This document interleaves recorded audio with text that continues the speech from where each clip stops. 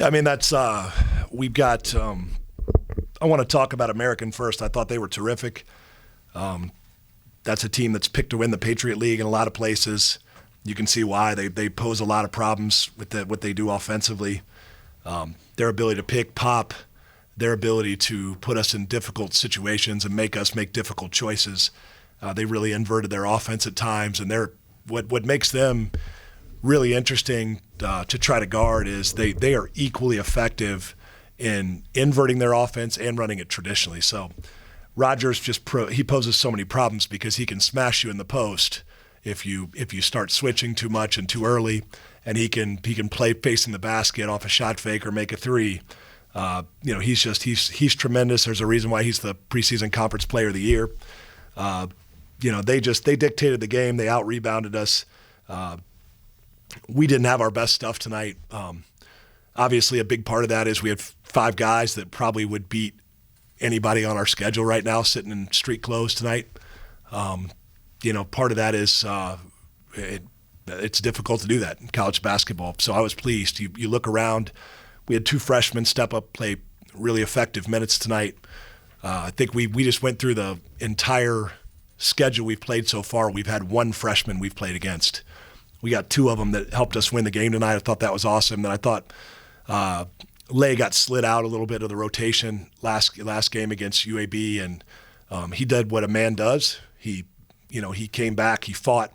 He didn't complain. He didn't feel sorry for himself. He just came back and decided, you know what, I'm going to get an opportunity tonight. Keza was down. His brother's down. He stepped up and did what a man does and took full advantage of his opportunity tonight and led us to a victory, so I'm proud of him.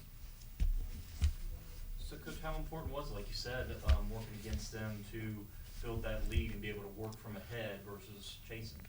Well, I think especially because of their style of play, they're one of the most deliberate teams in the country, and they don't make you guard just one action. You got to guard 1, 2, 3, 4 combo actions. We haven't played anybody even close to that effective or efficient offensively this season. And it's their numbers don't say that yet, but as they get towards the end of the year and you get away from they got down 15 points to Carolina and they just basically pulled their starters out and let the bench play. But when they had their guys in there, they played toe-to-toe with Carolina for 24, 25 minutes. And they're really good. They're really effective.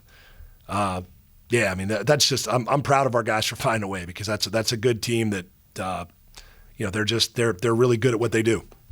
How important was it to get stops down the stretch? I mean, it just kept being that 6-8 point. They kept hanging in there, and it was just maybe 1 or 2 stops in there that really kind of helped y'all.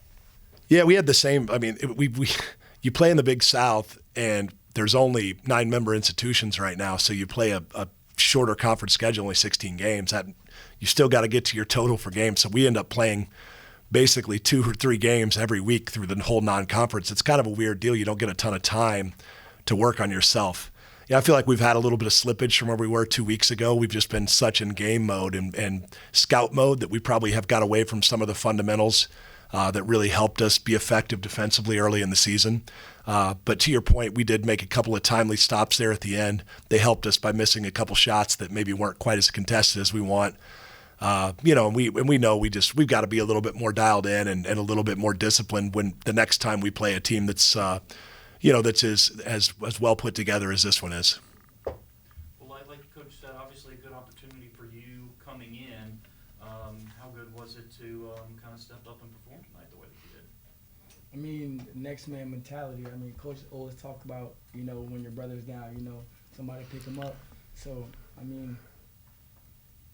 it was a good opportunity for me to really, show what I've been working on. So, and just keeping my confidence up. I had some couple of games where I didn't feel like I played, but it don't matter to me. I'm trying to win, so next man up. And like I said, Coach always install us to give us the confidence. Yeah. So my confidence never dropped or nothing. My confidence still high. I love the way he did it too. He goes 9 for 10 from the floor, but he realized he had a physical advantage on those throwbacks and our pick and rolls. He's playing off a closeout. He probably could have settled for some threes. Instead, he took it to the rim. Laye's an elite shooter. But they really made an effort to get him off the line tonight, and he was just patient, I thought, and had great pace and tempo and got the basketball to the spots he wanted to get him to. And needless to say, a year ago this time he wasn't capable of making those types of plays. And it's just, it's fun to watch somebody that's put the amount of work in that he has capitalize, because we felt like when we got here that was his ticket to kind of his next level as a basketball player, was being able to play in those situations. He's so athletic that if he could just kind of slow down and play from slow to fast instead of just being being at 10 all the time, that he was just going to go to that next level. And he's just now getting to the point where he's really, really effective in those situations. It's going to make us really difficult to guard. Well, y'all have had some tough, hard-fought games here lately, and I mean, how much does just being in those situations like that and learning how to win, learning how to finish games the way that y'all have, help just to build that confidence? I mean, that might be something, February, March that comes back into play, I mean, we work a lot, so that just gives us the confidence to go out there and play. I mean, this game wasn't really that pretty, but I mean, we got to go back to the drawing board and keep finding ways to get better. I mean, on defense and on offense. So, I mean, next game now. So. Well, Coach, we're 5-0 now. Solid start, like you said, trying to get guys healthy and things like that. But how do you feel about this start so far? I mean, if you had told me we were going to win this game without Keza, Terry, Bobby, Simon, and like, I would have laughed at you, because like I said, this team, that's a team full of a bunch. American is not only old, but they're old and they've been all together. Like, that's those kids are getting that Patriot League education and they don't transfer. And they've stayed there and they've been a part of it, and so they just have so much continuity. If you'd have told me we were going to go beat a team like that, as undermanned as we were, I probably would have laughed at you. But again, next man up. I'm proud of them. I'm proud of the start. We've had to do it a lot of different ways. We are definitely not in any kind of rhythm yet. We'll get there as we get a little healthier and get used to each other. Part of it's getting healthy. The second part of it's actually like having some continuity, because we got to play with each other a little bit in practice too. It's been quite some time since we've been out there together, but I'm excited. I'm excited to go to war with these men. I think they're equally excited to go to war with each other, or with their brothers. Hopefully not with each other. I think they're excited to go to war and battle with these guys that they've worked so hard through the spring, summer, and fall with. Coach, you mentioned the two freshmen playing crucial minutes, Josh playing in for Bodo late. But speak on Braden, how big he was in the second half. Yeah, Braden is probably more ready to play right now than all the freshmen, but he just happens to play the same position as Kamani, who played 38 minutes and 12 seconds tonight, and that probably wasn't enough. I thought Kamani was he made everything go for us tonight. 4 assists, 1 turnover, drew 8 fouls, scored 18 points. Really is effective as a switcher defensively. So we played him kind of as a small ball 5, some with Kamani at the same time, where Kamani moves to the 3 and he plays the 4. He's probably, maybe Laye will disagree, he's probably the most ready of all those guys. Like, he has moments where he really can dominate practice. And I think he just has, he's got a lot of guts, and he's not afraid of the moment. And you can see that.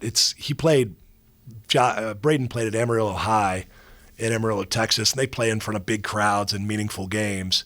And, you compare that to Josh, who played basically club basketball in front of friends and family only, has never been in this stage. So it's for a guy that's played in that environment, even though Josh has played against really good players in Australia, he hasn't played in that environment where winning and losing matters. He's played in developmental settings, kind of like Tit is the same way, Yvonne's the same way. Those guys that come internationally, they don't play in a lot of meaningful games before they get here, even though they've been trained at a really high level. So it just makes a kid like Braden, that's come through a traditional high school with a ton of winning tradition, and he had to wait and earn his role as a young player, and he's been through all this before. So it's not throwing him off at all. He's ready for the moment when he gets his opportunity.